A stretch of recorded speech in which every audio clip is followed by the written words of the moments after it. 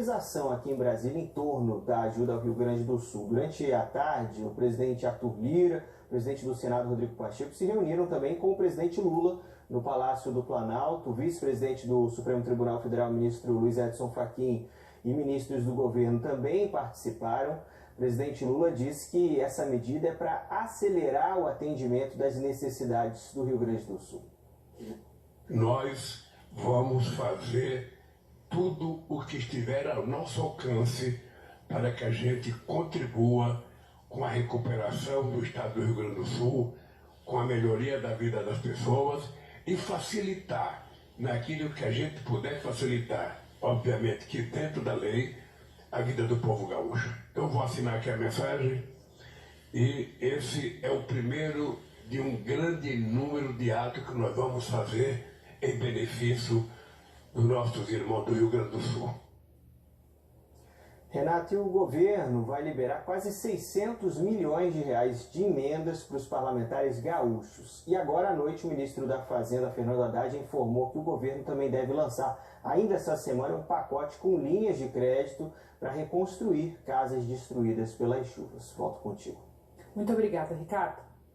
Os prejuízos materiais para o Rio Grande do Sul já somam quase 560 milhões de reais, segundo um cálculo da Confederação Nacional dos Municípios. Isso nem conta os impactos para o setor agropecuário gaúcho, sendo que o Estado é um importante produtor de alimentos para o mercado interno e externo. Para nos dar um panorama da atividade econômica do Rio Grande do Sul e por que ela importa para o Brasil e lá fora, quem entra agora na conversa é o nosso comentarista de economia, Bruno Caraza, ao vivo de Belo Horizonte. Bruno, boa noite para você. Diante dessa tragédia, já tem muita gente calculando possíveis impactos que, para além do Rio Grande do Sul, inclusive, e já na questão da inflação, pelos produtos que o Rio Grande do Sul produz. Pois é, Renata, muito triste essa situação no Rio Grande do Sul. Boa noite para você, para quem nos acompanha, especialmente para a população gaúcha. Quando a gente olha essa situação toda vivida pelo Rio Grande do Sul, é até difícil a gente falar em prejuízos econômicos diante de tantas perdas humanas. Mas os impactos econômicos, eles acabam agravando ainda mais os efeitos dessa tragédia. Tem a questão do abastecimento, né? A gente está vendo nas reportagens milhares de pessoas sem acesso à água potável, à energia, a alimentos, a remédios. Isso é muito grave. Mas fora isso, tem também toda uma questão relacionada ao fato de que o Rio Grande do Sul ele é um importante celeiro produtor agrícola do Brasil e ele fornece uma série de produtos que são muito importantes na cesta de consumo de todos os brasileiros e brasileiras. A gente pode ver aí no telão que, por exemplo, o arroz que está nos pratos, né, de todos os brasileiros todos os dias, quase 70% da produção de arroz ela vem do Rio Grande do Sul. E embora boa parte da safra desse ano já tenha sido colhida, todo esse colapso nas estradas, nas ferrovias, nos portos do Rio Grande do Sul podem afetar a oferta do arroz nos supermercados de todo o país e isso pode impactar inclusive a inflação. Tem também o fato, Renata, de que o Rio Grande do Sul é um importante produtor de carne suína, de aves e bovinas, que também são importantes produtos da pauta de exportação brasileira. E, para além do agro, a gente não pode esquecer que o Rio Grande do Sul é um importante polo industrial no Brasil e várias regiões afetadas são produtoras de itens como calçados no Vale dos Sinos, a produção de móveis em Bento Gonçalves e Flores da Cunha, máquinas e equipamentos em Caxias do Sul e a própria região de Porto Alegre, que é uma região industrial bastante diversificada. Em todas essas regiões tem muitas empresas que estão paralisando as suas produções porque falta água, falta energia ou estão ilhadas, sem falar nos colaboradores dessas empresas, né, Renata, que muitos deles perderam as suas casas e seus pertences, infelizmente. Bruno, eu tenho mais uma pergunta para te fazer, mas eu quero alimentar essa pergunta com algumas informações que a gente vai ver aqui no nosso telão. Ele vai mostrar o número de desastres naturais ano a ano no mundo no passado recente. A gente vê um aumento claro na ocorrência de desastres naturais a partir do ano 2000. Olha só como o gráfico muda de padrão. No primeiro ano desse levantamento, realizado por uma universidade belga, em 1970 foram contabilizados 83 desastres naturais no mundo. Ó, esse aqui eu não queria mostrar agora só. 83 no mundo inteiro. E em 2023 foram 410. Nos últimos 5 anos, o número esteve acima da linha dos 400. De novo, muda de padrão. Agora a gente faz uma comparação, e esse dado que está aqui, dividindo por tipo de evento extremo. Nós temos subcategorias: seca, incêndios, temperaturas extremas, enchentes, tempestades, atividade vulcânica e terremoto. Aqui nessa primeira linha, no nosso telão aqui abaixo, aparece a média desses eventos, a média anual desses eventos, no período que vai de 1970 a 1999.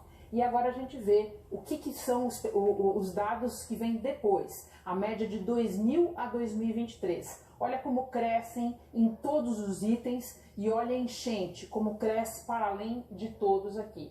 Então, a esse respeito, eu queria conversar com o Bruno para te fazer a seguinte pergunta, Bruno. A gente sabe que tudo isso demanda toda uma mudança de mentalidade em prevenção, em adaptação. E quando a gente vai olhar as atitudes dos governos e das autoridades nos intervalos entre um desastre e outro, a gente percebe que a mentalidade não mudou. Não foram feitas as preparações, não foi separada a verba necessária. Explica isso um pouco para nós.